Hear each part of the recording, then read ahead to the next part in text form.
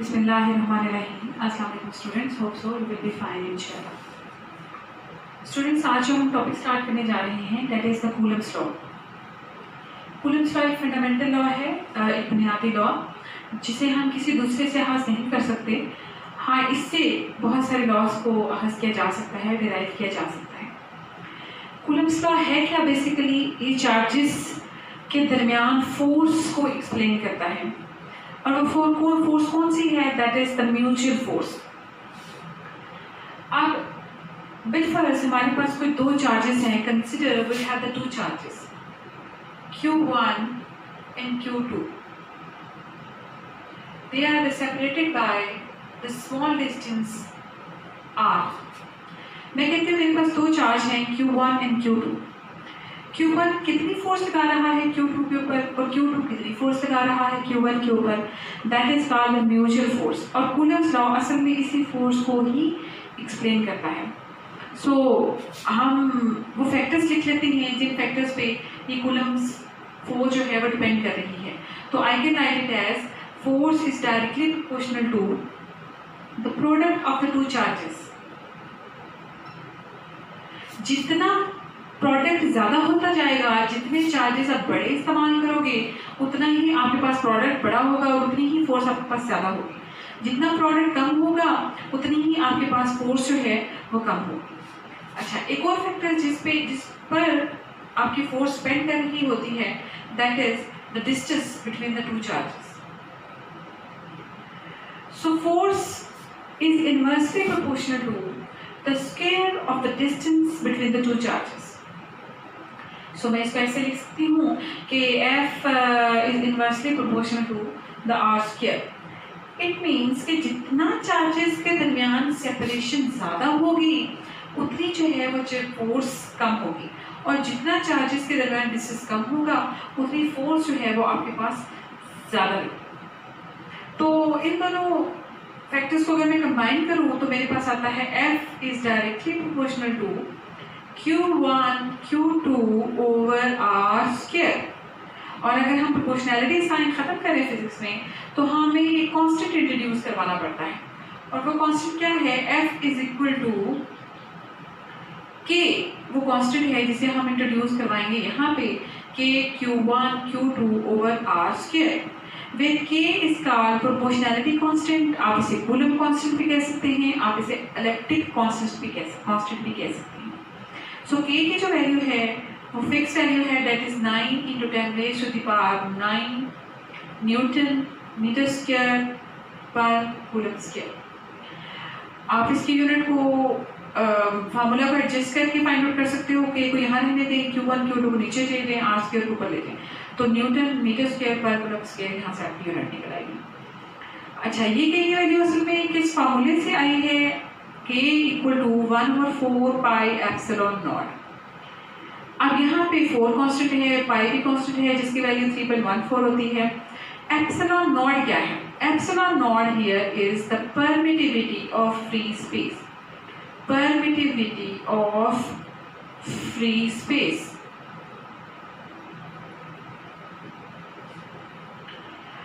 अब परमिटिविटी जैसे नाम से ही पता चल रहा है कि ये कोई ऐसा कांस्टेंट है जो हमें बताता है कि स्पेस में कितना परमिट कर सकती है चार्जेस को एक दूसरे पे फोर्स लगाने। फोर्स कि एक जो कोई भी स्पेस है या कोई भी मीडियम है वो कितना अलाउ करता है कि चार्जेस एक दूसरे पे फोर्स लगाएं। हम अभी थोड़ी देर बाद देखेंगे कि how medium affect this force. तो मीडियम किस तरह से चेंज करने से फोर्स जो है वो चेंज हो जाती है। इस एप्सिलॉन नॉट की वैल्यू जो है वो भी फिक्स होती है, that is 8.85 into 10 raise to the power -12। और इसकी यूनिट जो है वो आप इसको रिवर्स कर दें क्योंकि ये रेसिप्रोकल है, तो हम इसे लिख सकते हैं कूलम स्क्वायर पर न्यूटन पर मीटर स्क्वायर। अच्छा, इसका मतलब ये है कि अगर मैं इस K की वैल्यू को इंसर्ट करती हूँ इस फोर्स के अंदर तो मेरे पास जो कूलम फोर्स है वो बनेगी F is equal to 1/4 pi epsilon naught Q1 Q2 over R square. Mind it, ये जो फोर्स है आपके पास ये इन फ्री स्पेस है। यानी अगर आप मीडियम चेंज करेंगे तो आपके पास ये जो फोर्स है ये चेंज हो जाएगी।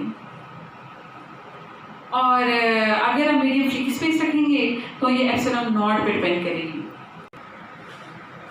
अच्छा जी, अब हम ये देखते हैं कि ये जो फोर्स है इसे हमने नाम दिया है एक म्यूचुअल फोर्स है, कि वो फोर्स जो दोनों चार्जेस एक दूसरे पर लगा रहे होते हैं।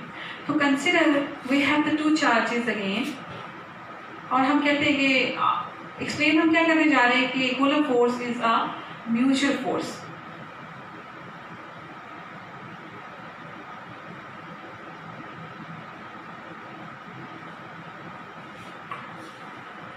अब बिलफर्ज हमारे पास दो चार्जेस हैं Q1 and Q2 again, and they are separated by the distance again r। अच्छा, Q1 Q2 पे कितनी फोर्स लगाएगा या Q1 पे कितनी फोर्स लगाएगा, ये हम इसको जाहिर कर सकते हैं F12 या F21 से। तो F21 वो फोर्स है, F21 वो फोर्स है जो Q1 Q2 पर लगा रहा है, तो हम कह सकते हैं दैट इज F21। और Q1 पर जो फोर्स Q2 लगा रहा है दैट इज F12। तो F12 is the force applied by the Q2 on Q1। तो 2 जो है वो 1 के ऊपर जो फोर्स लगा रहा है दैट इज F12। ये दोनों फोर्सेस जो चार्ज पार्टिकल लगा रहे हैं, if they have the equal charge, same charge हो, तो हम कहते हैं जितना फोर्स Q1 Q2 पे लगाएगा उतनी फोर्स Q2 Q1 पे लगाएगा। तो हम इसे ऐसे लिख सकते हैं F12 equal to minus F21, अगर मैं इसे वेक्टर फॉर्म में लिखूं, क्योंकि F12 और F21 जो हैं ये वेक्टर फॉर्म में लिखने से हम minus sign indicates that they both are in the opposite direction, magnitude भी सेम है। और अगर मैं इसको जनरली 1 by 1 लिखूं तो मैं इसको ऐसे लिख सकती हूँ कि F12 equal to K Q1 Q2 over R square. यहाँ तक तो मैग्नीट्यूड है। तो मैंने ये अगर लेफ्ट हैंड साइड पे फोर्स एक वेक्टर डाला है तो मुझे राइट हैंड साइड पे भी इस पूरे फैक्टर को एक वेक्टर में कन्वर्ट करना है। तो आपको पता है कि अगर मेरे पास मैग्नीट्यूड दी हुई हो, अगर मैं इसको यूनिट वेक्टर से मल्टीप्लाई करा दूं तो मेरे पास कोई वेक्टर बन जाता है। तो मैं यहाँ पे एक यूनिट वेक्टर इंट्रोड्यूस करवाऊंगी that is R12 is the unit vector जो इस पूरे फैक्टर को एक वेक्टर में कन्वर्ट कर देता है। सिमिलरली F21 के लिए आप जो यूनिट वेक्टर इंट्रोड्यूस करवाओगे that is Q1 Q2 over R square, और जो यूनिट वेक्टर इंट्रोड्यूस करवाओगे वो R21 होगा। Both R12 and R21 equal in magnitudes but opposite in direction। तो इस वजह से हम कह सकते हैं कि जो फोर्स जो है F12 लगा रहा है उतनी ही फोर्स जो है वो F21 लगाता है दूसरे के ऊपर, पर इन ऑपोजिट डायरेक्शन। क्यों? क्योंकि उनके यूनिट वेक्टर सेम है, सिर्फ और सिर्फ उनकी जो डायरेक्शन है वो डिफरेंट है। तो इस वजह से हम कह सकते हैं कि both forces are equal in magnitude but opposite in direction. अच्छा जी, अब हम कुछ बात कर लेते हैं कि how medium effects the coulomb force. ये जो भी मैंने लिखा effect of medium, effect of medium,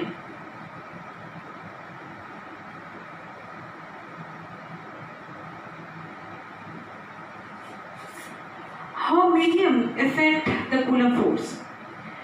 अभी मैंने बहुत स्टार्ट में ये फॉर्मूला लिखा कि F is equal to 1/4 pi epsilon naught Q1 Q2 over R square. ये फोर्स तब है जब आपके पास मीडियम क्या है, फ्री स्पेस। तो मैं इसको लिख देती हूँ कि F0 है, यानी वो फोर्स है जो फ्री स्पेस में होती है, तो हम उसे F0 से डिनोट कर देते हैं।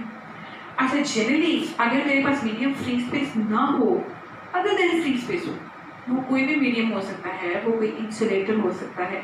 हमसे अगर इंसुलेटर होगा तो हम कहेंगे कि वो डायरेक्ट मीडियम है, इंसुलेटर को डायरेक्ट भी बोला जाता है। तो मैं इस इक्वेशन को ऐसे लिख सकती हूँ, generally F is equal to 1/4 pi epsilon Q1 Q2 over R square,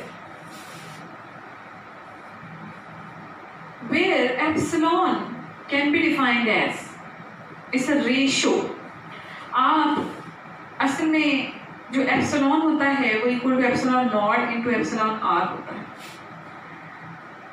असल में इक्वेशन ये कहाँ से आई? ये रिलेटिव परमिटिविटी है, ये is a ratio of what?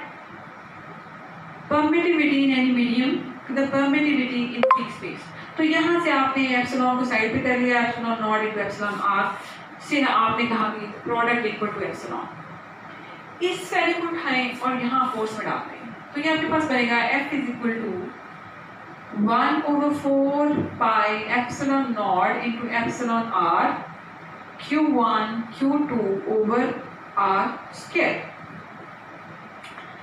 अब यहाँ से मैं थोड़ी सी इसको रीअरेंज कर देती हूँ। रीअरेंज किस तरह से कि 1/एप्सिलॉन आर को साइड पे कर दूँ और बाकी आपके पास बचेगा कि epsilon not 4 pi epsilon naught Q1 Q2 over R square. ये जो टर्म है सारी, ये 1/4 pi epsilon naught Q1 Q2 over R square, you can see कि ये तो F नॉट इक्वल है। इट मीन्स कि ये तो वही फोर्स है जो फ्री स्पेस में होती है। तो आई कैन राइट ये किसी भी मीडियम में फोर्स है, तो हमने ये, मैं इसको F मीडियम लिख देती हूँ, FMED medium in any medium. ये तो मैं इसको ऐसे लिख सकती हूँ, F medium equal to F naught over epsilon R. तो इसका मतलब ये है कि जब भी आपकी जो फोर्स है वो किसी भी medium other than free space होगी तो वो हमेशा कम होगी as compare to the free space. Force जब भी आप medium other than free space insert करोगे तो आपके पास force will be reduced, force कम हो जाएगी। कितनी कम होगी? By the factor of epsilon r. जितनी उसकी रिलेटिव परमिटिविटी होगी उतनी उस फैक्टर से आपकी जो मीडियम में फोर्स है वो कम हो जाएगी। तो यहाँ से आप एप्सिलॉन आर को एक और तरीके से भी डिफाइन कर सकते हो, that is F naught over F medium. So it's a ratio, epsilon or relative permittivity, it's a ratio between the two forces. कौन सी? It's a ratio of the force in the free space to the force in any medium. So epsilon r को आप इस तरीके से भी define कर सकते हैं कि वो force is a ratio of the two forces, to the force in free space to the force in medium. तो ये चीज़ आपके पास मीडियम है, इसका मतलब इन शॉर्ट में कह सकती हूँ कि जब भी आप कोई मीडियम में इंसर्ट करते हो अदर देन फ्री स्पेस तो आपकी जो फोर्स है that will be reduced by the factor of epsilon R. अच्छा जी, लास्ट में हम देख लेते हैं कि इलेक्ट्रिक फोर्स जो है वो एन नंबर ऑफ चार्जेस के लिए हम किस तरह से ले सकते हैं। तो इलेक्ट्रिक फोर्स ये कूलम फोर्स जो है, how can we find electric force